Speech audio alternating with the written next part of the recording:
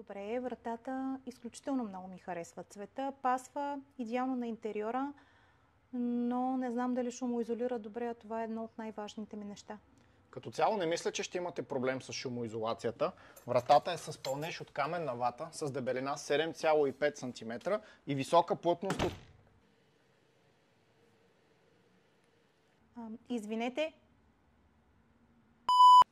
Надявам се, че успях да ви разсмея, но сега да си поговорим наистина.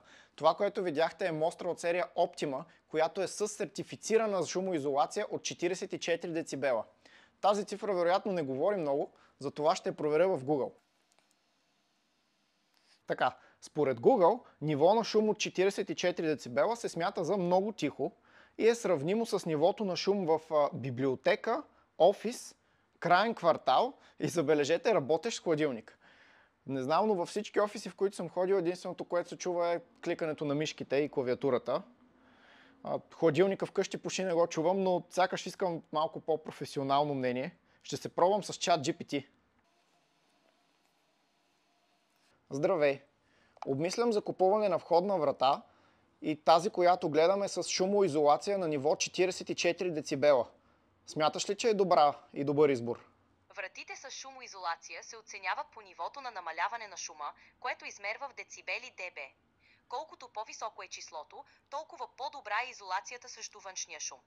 30 dB това е ниво, при което шумът е значително намален, но може все още да чувате някои звуци отвън, като разговори или преминаващи автомобили.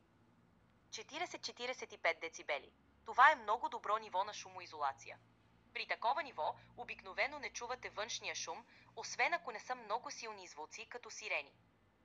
50 децибели и повече, това е изключително високо ниво на изолация. Почти няма да чувате никакъв външен шум.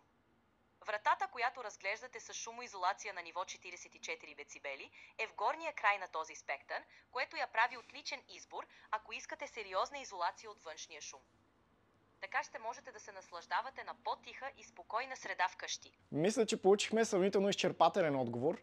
А ако това видео ви е харесало и искате да видите още подобно съдържание, можете да се абонирате за канала ни в TikTok и в YouTube и да ни последвате във Facebook и в Instagram.